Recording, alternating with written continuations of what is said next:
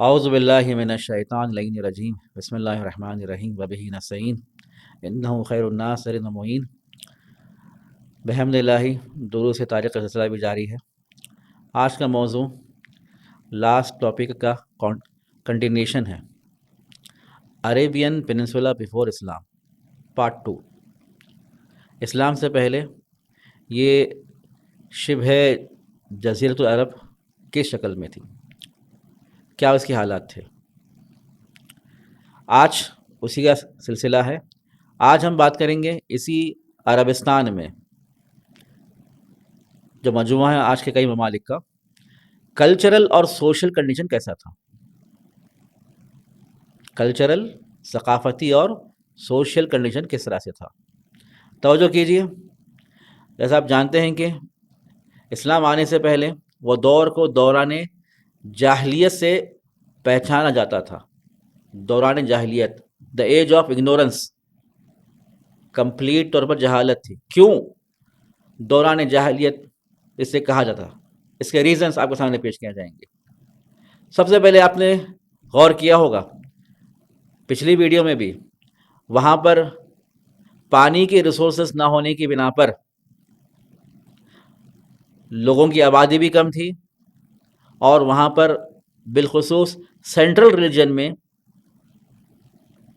حجاز میں جو مکہ اور مدینہ اس میں شامل ہے، حکومتیں بھی وہاں پر نہیں تھیں، اور یقیناً یہ حکومت کا نہ ہونا، تمدن کا نہ ہونا، سسٹم کا نہ ہونا اور آبادی کا بڑے تعداد میں نہ ہونا یقیناً وہاں کے بیہیویئر پر اور وہاں کے جاہلانہ رویے پر اثر کر چکی ہے۔ اب مثال آپ کے سامنے دیکھیں، کیونکہ حکومت نہیں ہے، تمدن نہیں ہے، سویلائزیشن نہیں ہے، ثقافت نہیں ہے، نظام نہیں ہے، تو وہاں پر قتل بھی ہے، وہاں پر غارت گری بھی ہے، وہاں پر لوٹ مار ہے، اور اس طرح سے کئی ایسے چیزیں جو برے برے کردار سے منسوب ہیں وہ اس حجاز میں پائے جاتے تھے۔ یہاں تک کہ وہ مہینے جسے ہم ماہ حرام کہتے ہیں، جس میں جنگ کرنا، جس میں قتل کرنا حرام ہے، اس کی بھی وہ لوگ پابندی نہیں کیا کرتے تھے۔ اور آگے بڑھے آپ بڑھتے ہوئے دیکھیے آپ یہی اگر آپ دیکھا جائے اسلام سے پہلے جس طرح سے آپ جانتے ہیں کہ قبائل آپس میں ایک دوسرے کے ساتھ وہ لوگ اگریمنٹ کیا کرتے تھے، اپنا الائنس بناتے تھے، اور ایک دوسرے کے ساتھ میوچول ایڈ اینڈ پروٹیکشن کا اگریمنٹ کیا کرتے تھے، جسے عربی میں سے حلف ہے۔ یہ رائج تھا، ایک قبیلہ دوسرے قبیلے کے ساتھ آپس میں اگریمنٹ ہے، آپس میں الائنس ہے، لیکن یہ الائنس تعصب کے طور پر تھا۔ یہ الائنس ایک معقول اور عقلانیت کے بنا پر نہیں تھا، ایک احکام کے بنا پر، ایک رول یا لا کے بنا پر نہیں تھا، جس کا ہم دیکھتے ہیں یہاں تک کہ اگر دوسرا قبیلہ ظالم ہو، کسی کو لوٹ لے، کسی کو قتل کر دے، جس کے بنا پر کوئی اور دوسرا آ کر ان سے لڑے، تو اس قبیلے کے ساتھ جس کا وہ اتحاد ہے، جس کا وہ اگریمنٹ ہے، وہ ظالم کی کیا کرے گا، وہ مدد کرے گا۔ یہ چیز پائی جاتی تھی۔ وہاں پر عقلانیت نہیں تھی، وہاں پر جہالت تھی، وہاں پر تعصب تھا۔ عقل نہ ہو تو جہالت ہے، عقل نہ ہو تو ظلم کی پیروی بھی ہے۔ جہاں پر عقل ہوتی ہے تو وہاں پر مظلومیت کی حمایت ہوتی ہے، وہاں پر عدالت ہوتی ہے، وہاں پر حق ہوتا ہے، وہاں پر انصاف ہوتا ہے۔ کیونکہ عقل نہیں ہے، عقلانیت نہیں ہے، بلکہ جہالت غالب ہے، تو یہ آثار وہاں پر نمودار تھے۔ آگے بڑھے، جس طرح سے ہم دیکھتے ہیں اسی دور میں زمان جاہلیت میں کتنا امورل، غیر اخلاقی چیزیں پائی جاتی تھی۔ جس طرح سے باضابطہ تھا کہ ظلم پھیلا ہوا تھا، یعنی ایسا نہیں کہ بہت ہی جزئی شکل میں بہت ہی ایک کم طور پر ظلم پایا جاتا، نہیں، ظلم باضابطہ گستردہ تھا، وسیع طور پر ظلم دکھائی دیتا تھا، اور ساتھ ساتھ میوچل رائٹس کا، حقوق کی پابندی نہیں ہوتی تھی، حق الناس کی پابندی نہیں ہوتی تھی، شراب خوری عام تھی، اور وہاں پر نظام غلام اور نظام کنیز، اور وہ بھی کیا ہے، بروٹل، یعنی کہ ظالمانہ طور پر پایا تھا، یعنی جو حقوق ایک غلام کو بھی دینا ہے یا کسی کنیز کو دینا ہے، وہ بھی وہ دینے سے دوری اختیار کرتے تھے، اور اسی دور میں خواتین کو ایکسپلائٹ کیا جاتا تھا، ان کے جو مقام ہے اور مرتبہ ہے ان کو بے انتہا نیچے لا گیا تھا، یعنی عورت کا مقام بہت ہی ایک سیکنڈ گریڈ تھا، اور آپ جانتے ہیں کہ اسی دور میں زمان جاہلیت میں اگر لڑکی پیدا ہو جائے ان کے لیے برداشت نہیں تھی، یہاں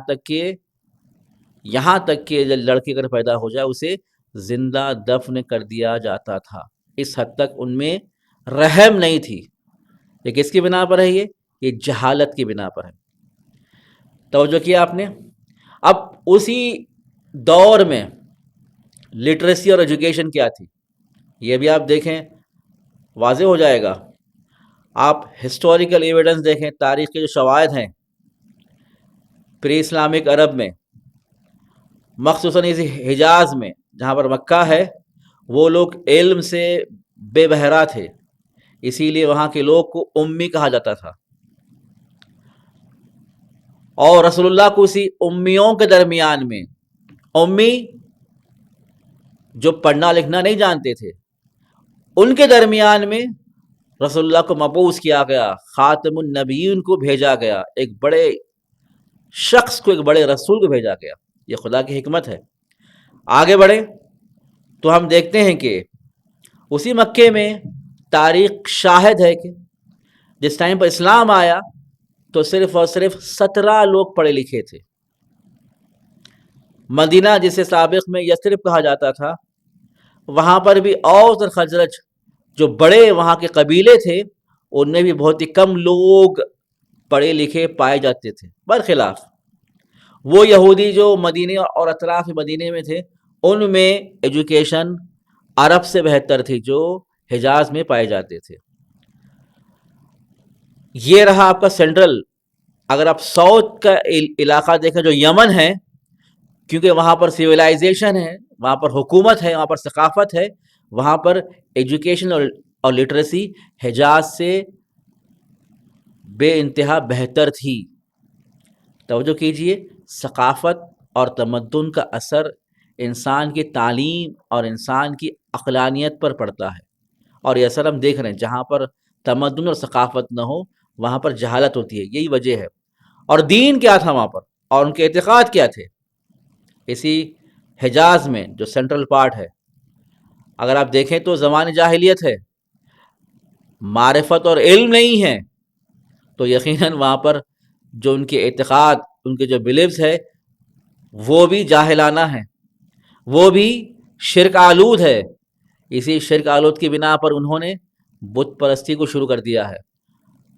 اسی مکے میں اللہ کا گھر کعبۃ اللہ ہے جو توحید کی بنیاد پر اس کی بنا ہوئی، لیکن اسی کعبۃ اللہ میں بتوں کی پرستش کیا کرتے تھے۔ کس بنا پر؟ یہی جہالت کی بنا پر۔ شرک ہو رہا ہے، جو توحید کا مرکز ہے وہاں پر شرک کیا جا رہا ہے۔ جہالت ہے، توحید بھی نہیں ہوتی ہے۔ اگر آپ دیکھیں اسی پری اسلامک دور میں بعض ایسے بھی لوگ تھے جو مکمل طور پر خدا کا انکار کیا کرتے تھے، جسے ہم دہریہ کہتے ہیں، مکمل خدا کے وجود کا ریجیکشن، یہ بھی لوگ پائے جاتے تھے۔ اور ساتھ ہی ساتھ اسی حجاز میں ایسے بھی لوگ تھے جو مانتے تھے کہ اللہ ہمارا خالق ہے، اللہ نے ہمیں خلق کیا ہے، لیکن جب مرحلہ آتا ربوبیت کا، پالنے والا کا، تو کہتے ہیں کہ پالنے والا ہمارا بت ہے، خالق ہمارا اللہ ہے لیکن رب ہمارا یہ بت ہے۔ اس طرح کے شرک آمیز اعتقاد اور پریکٹس اس حجاز میں پائے جاتے تھے۔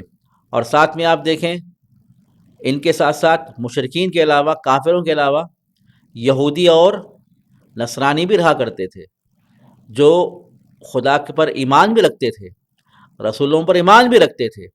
یہ بھی وہاں پر حجاز میں، مدینے میں اور نجران میں یہ ابراہمک ریلیجن دکھائی دیتے تھے، اور انشاءاللہ اور مزید آپ کے سامنے بیان کیے جائیں گے آئندہ کی ویڈیو میں۔ وآخر الدعوانا ان الحمد للہ رب العالمین۔